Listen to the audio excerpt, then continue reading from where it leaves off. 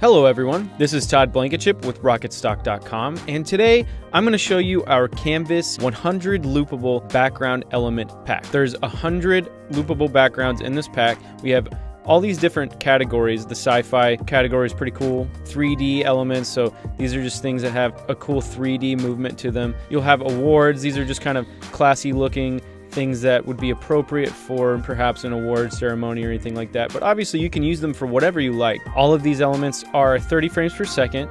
So if you have a different frame rate for your project, you might want to conform it, which is really easy to do. For example, in Premiere, you would just right click on the clip, go to Modify, Interpret Footage, and on Assume this frame rate, you would just click that and set it to whatever the frame rate of your project is. So say it was 23.976. And there you go, now it's conformed. And another great thing about these elements is they were all designed with low contrast in mind. And so what that means is anything that you put on top of it, you'll have a really easy time having it pop off of the background. So it's easy to keep things readable. And in this pack, you'll also find lighter elements and darker elements, so you can accommodate lighter or darker text. So these elements are great for backgrounds for text or keyed elements, like if you have talent on a background and you need to put something behind them, better than just a solid color. So just spend some time looking through the different folders and pick a look that's right for your project. Another thing to note is that all of these elements are not the same length, but that's okay because they're infinitely loopable. So you can make them as long as you need them to be. So let's get started in Premiere. To start, I'm going to go ahead and import our Canvas pack. So I'm going to right click over here in the project bin, and I'm going to select Import. I'm going to navigate to where I have the Canvas pack stored right here, and let's hit Import. So now I have all 10 categories imported, and I'm going to go ahead and drag one of them down to a new sequence. Ooh, that one looks pretty cool. Has like a play button in there. So I'm going to click on that and I'm going to drag it to the new item button right here. Okay, so this clip in particular is about 8 seconds long. So let's say we needed it to last for 2 minutes.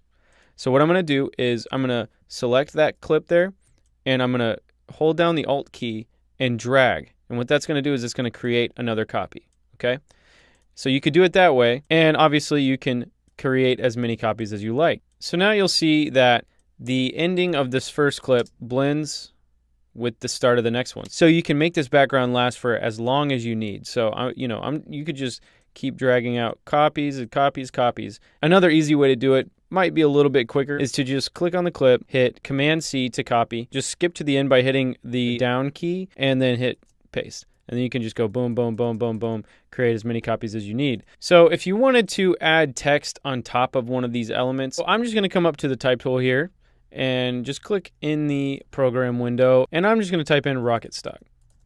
You could go with red, but it's not my favorite choice for this particular background. So I'm going to select the text element here and go up to the effect controls, and for the fill color, we're going to change that maybe to kind of a lightish gray there.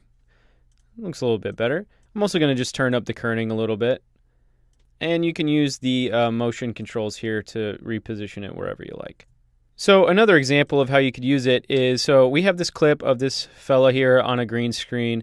He looks like the type of guy who might be talking about businessy things, stocks, numbers, that sort of stuff. So I'm just going to pull out a little bit of that, and we're going to find a background that would be appropriate for something like this. So I'm going to drag this clip over here to the new item button and create another sequence here. And I'm going to drag our footage layer up to the second video layer here. And let's pick out a background. So I'm just going to check in the technology folder. So I like this background right here. It's got this kind of cool, swivelly 3D number background kind of thing. So I'm just going to drag that down below his footage. And so now what we need to do is key that out and reveal our background there. So over here in the effects panel, I'm going to type in Ultra key, and I'm just going to drag that right onto the footage there. So obviously nothing's happened yet. We need to set the parameters of the effect. So click on your footage layer, go up to Effect Controls, and right here on Key Color with this medicine dropper, we're going to select that, and just real close to his head there, select that green. So now we've got rid of most of the issues, except we still have a little bit of issues where the green screen might not have been lit completely properly. So to fix that, we'll just open up the matte generation section here, And it looks like those are probably highlights that are causing the issue. Yeah, so all you have to do to fix that is just turn that down till all that gray mush kind of goes away. So now we have our talent keyed out on one of our background elements. So let's possibly say that you use the background with some color on it, and you like the motion of the background, but you really don't like the color. And in this case, it's kind of a purpley sort of pink, might not be very appropriate for the subject. That is a really quick and easy fix. What we're going to do is bring up a color balance effect, and I like to use the hue lightness saturation version of it. So I'm going to drag that onto our background layer here, and then up here in effects controls, all you have to do is just change the hue slider here. See, now that's starting to look a little bit more appropriate. Kind of this blue going to this yellow. It seems like it matches the subject a little bit better. And these background elements are very useful in Final Cut as well. So here I've got all of these elements imported, and I'm just going to choose one. Let's just pull down this wave element. And just like in Premiere, if you want to make a copy, you can hold down the Alt key and click and drag, and it'll create a copy. Here you can see the seamless transition there. And if you wanted to change the color of your elements, all you need to do is in your effects panel over here, select the color section and find hue and saturation and just drag that onto your element. And here you can actually just change the hue angle to a different color. And you can also use the keyer inside of Final Cut as well. So I'm just going to real quick select this clip. I'm going to bring up the keyer, drag it on, and the keyer in Final Cut is actually really easy to use, and a lot of times a drag and drop is going to do everything that you need. And these background elements are very useful in After Effects. First, I'm going to right click in the project bin again. We're going to import file and select our canvas pack here, and I'm going to select the entire canvas pack and bring that in. And now we have all of our elements in here as well. I'm going to take equalizer 6 here and just drag it to the new comp button. So there you go. Now you have this composition. So one thing I want to show you is a really quick way to have your loops set for as long as you want is in After Effects, you can actually right click on the footage, go down to interpret footage, go to main, and here you'll see this other options loop. So you could set this loop, right now it's set to 1 time. You could do it, let's say 99 times. And so now when you drag that to a new comp, you'll see that now we have 13 minutes of that background.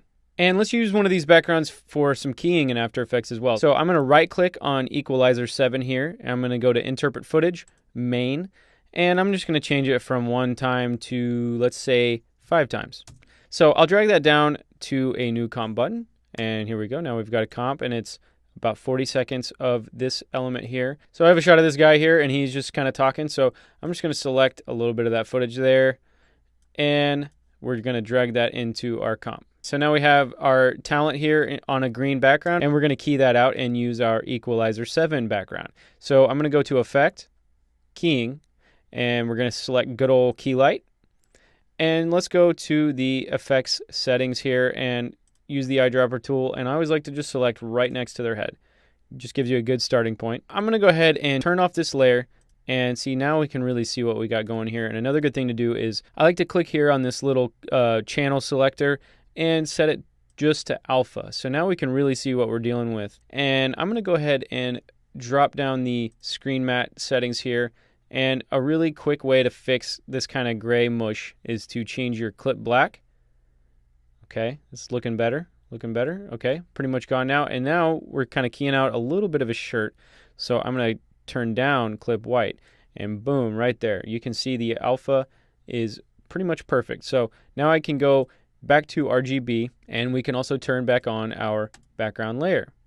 And so there you go. Now we're back on our background that we selected before. Looks really cool. So I hope you get a lot of good use out of these background elements. There's a lot of good stuff to choose from. And be sure to check out RocketStock.com for our other video packs and freebies and tutorials and all kinds of cool stuff.